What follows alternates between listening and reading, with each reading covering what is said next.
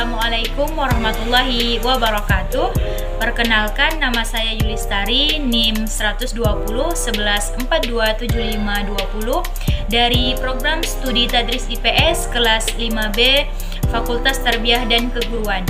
Adapun tujuan pembuatan video ini untuk memenuhi tugas mata kuliah Sejarah Indonesia yang diampu oleh Bapak Nurdiansyah MPD. Selamat menyaksikan. Nah, di video kali ini saya akan membahas pemberontakan yang terjadi di Indonesia. Di sini ada 7 pemberontakan. Yang pertama yaitu pemberontakan PKI Madiun. Jadi, setelah Indonesia merdeka, ada guncangan yang kerap terjadi dan salah satunya adalah munculnya pemberontakan PKI Madiun tahun 1948. Kenapa sih baru saja merdeka beberapa tahun malah terjadi pemberontakan di Indonesia? Penyebab pemberontakan yang terjadi pada tanggal 18 sampai 20 September 1948 ini adalah keinginan Musso untuk mendirikan pemerintahan Uni Soviet di Indonesia. Musso yang saat ini adalah pemimpin Partai Komunis menginginkan Republik Indonesia yang berlandaskan Pancasila diganti ideologinya menjadi komunis. Apa yang dimaksud dengan ideologi? Nah, ideologi ini merupakan cita-cita atau cara pandang seseorang atau kelompok yang ingin dicapai dengan segala cara. Selain itu, penyebab lainnya adalah dengan digantikannya Kabinet Amir Syarifuddin menjadi Kabinet Hatta. Karena munculnya mosi tidak percaya terhadap Kabinet Amir akibat ditandatanganinya Perjanjian Renville, pemberontakan tersebut gagal karena PKI tidak mendapatkan dukungan dari rakyat. Selain itu, untuk menumpas pemberontakan tersebut, pemerintah juga melakukan operasi militer di bawah pimpinan A.H. Nasution. Operasi militer tersebut berhasil dalam menumpas PKI dan Musso menawar tewas Amir Syarifuddin ditangkap dan DN Aidit kabur. Dengan begitu, pemberontakan PKI Madiun pun berakhir. Yang kedua yaitu pemberontakan Darul Islam atau Tentara Islam atau lebih disingkat dengan DITII. Oke, mari kita bahas pemberontakannya, yaitu Gerakan Darul Islam atau Tentara Islam atau biasa disebut dengan pemberontakan DITII. Seperti sudah dijelaskan sebelumnya, pemberontakan yang satu ini terjadi karena adanya perbedaan ideologi. DITII ini sebagai pemberontakan di Indonesia hendak menggantikan ideologi Pancasila dengan Islam. Ide dasar dari munculnya DITII ini berawal dari Sukarmaji Marijan Kartosuwiryo yang menginginkan membangun negara Islam di Indonesia. Ide tersebut pun direalisasikan dengan didirikannya NII pada tanggal 17 Agustus 1949. Meskipun mayoritas bangsa Indonesia beragama Islam, namun DITII ini tetap minim dukungan karena kekerasan yang dilakukan oleh DITII ini dan perilaku yang tidak menghargai budaya masyarakat setempat. Nah, siapa saja sih tokoh-tokoh yang terlibat di dalam pemberontakan ini? Perlu kita ketahui bahwa pemberontakan yang satu ini tidak terjadi di satu tempat saja. Selain pusatnya di Jawa Barat dan dipimpin oleh Kartosuwiryo, pemberontakan ini terjadi di Jawa Tengah, Sulawesi Selatan, Kalimantan Selatan, hingga Aceh. Pemberontakan yang selanjutnya yaitu pemberontakan Andi Aziz. Seperti apa sih peristiwa pemberontakan Andi Aziz? Sebelum kita membahasnya mengenai siapa itu Andi Aziz, Andi Aziz merupakan mantan perwira KNIL yang memberontak di Makassar pada April 1950. Menurut Andi Aziz, negara Indonesia Timur tidak boleh bersatu dengan NKRI. Alasannya, pembangunan di daerah akan kurang diprioritaskan dibandingkan dengan pembangunan yang ada di pusat pemerintahan, yaitu Pulau Jawa.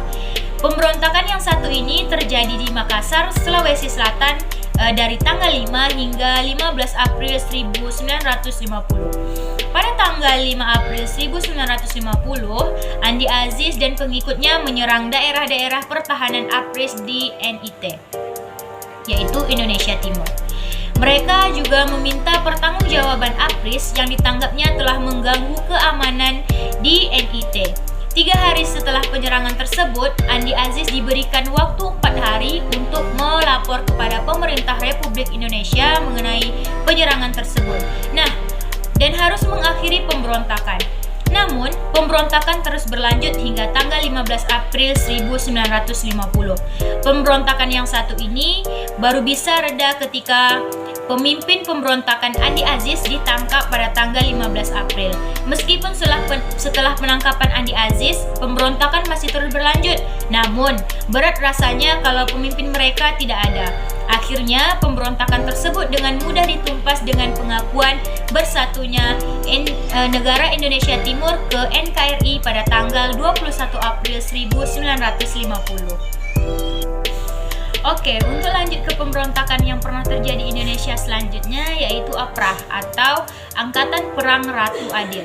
Gerakan yang satu ini terjadi di Bandung pada tanggal 23 Januari tahun 1950. Pelopornya adalah mantan kapten dari pasukan KNIL, yaitu Raymond Westerling.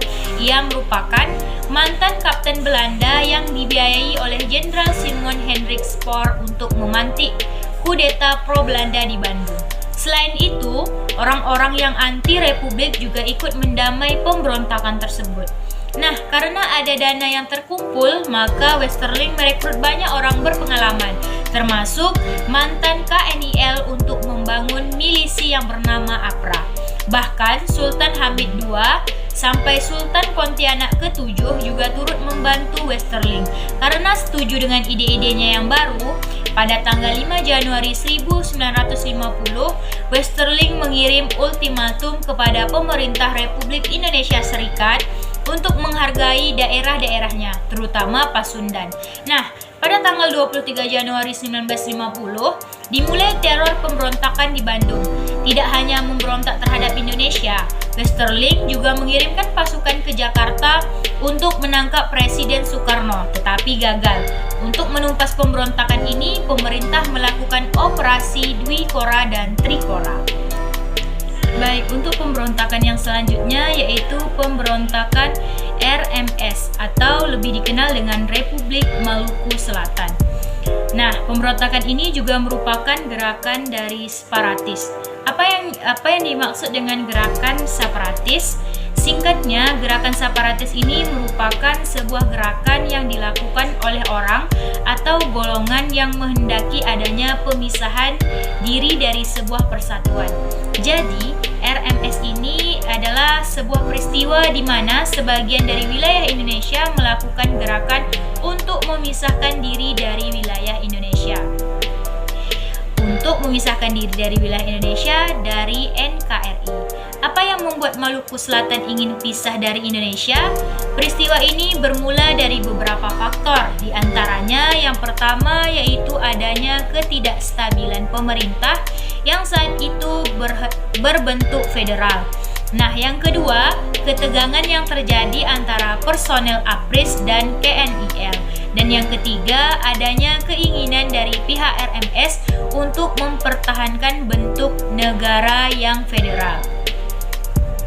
Yang selanjutnya yaitu pemberontakan PRRI atau lebih dikenal dengan Pemerintah Revolusi Republik Indonesia.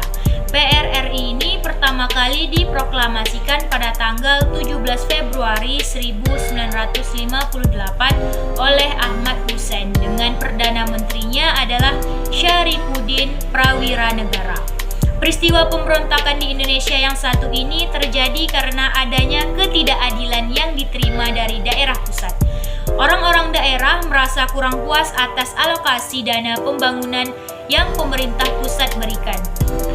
Bisa ditebak apa yang akan terjadi? Untuk melampiaskan kekecewaannya, beberapa pihak di daerah membentuk dewan-dewan daerah, antara lain Dewan Manguni di Sulawesi Utara, Dewan Garuda di Sumatera Selatan, Dewan Gajah di Sumatera Utara, dan Dewan Banteng di Sumatera Barat yang dipimpin oleh beberapa petinggi tentara di sana. Untuk pemberontakan yang selanjutnya yaitu pemberontakan Permesta. Tahu nggak, ternyata selain adanya proklamasi PRRI, ternyata api pemberontakan tersulut juga di daerah lain seperti Indonesia bagian timur. Saat itu muncul sebuah gerakan perjuangan rakyat semesta atau Permesta pada 1958 sampai 1961. Meskipun PRRI dan Permesta merupakan dua pemberontakan yang berbeda, namun keduanya merupakan sekutu dengan tujuan dan latar belakang yang sama, yaitu menginginkan otonomi karena ketimpangan pembangunan antara daerah dan pusat pemerintah. Anggota PRRI dan Permesta juga cukup banyak, beberapa di antaranya yaitu terkenal berjuang demi mempertahankan NKRI adalah Alex Kawilarang dan Syarifuddin Prawiranegara. Bahkan mereka juga didukung oleh negara-negara barat, terutama Amerika Serikat. Tokoh yang memimpin Permesta adalah Letkol Fenty Sumwal. Sejak tanggal 2 Maret 1957 dia memproklamasikan adanya Permesta. Secara terang-terangan, gerakan ini melakukan banyaknya aksi menentang tentara Indonesia. Nah, awalnya pemberontakan ini hanya menuntut pemerataan pembangunan, jadi tidak ada niatan untuk lepas dari NKRI. Hingga kemudian pemberontakan ini ditunggangi oleh AS. Hal ini dibuktikan dengan ditembak jatuhnya sebuah pesawat dari perairan Ambon dan ternyata pilotnya adalah seorang berkebangsaan Amerika bernama Alan Pope. Ya, meskipun pemberontakan Permesta mendapatkan bantuan dari negara-negara lain, namun Indonesia tetap tidak mau kalah. Pemberontakan ini akhirnya ditumpas dengan cara operasi militer. Meskipun begitu, Soekarno tidak memberikan hukuman pada mantan anggota Permesta, justru memberikan amnesti atau pengampunan. Sekian video yang dapat saya sampaikan, semoga bermanfaat untuk kita semua. Terima kasih. Wassalamualaikum warahmatullahi wabarakatuh.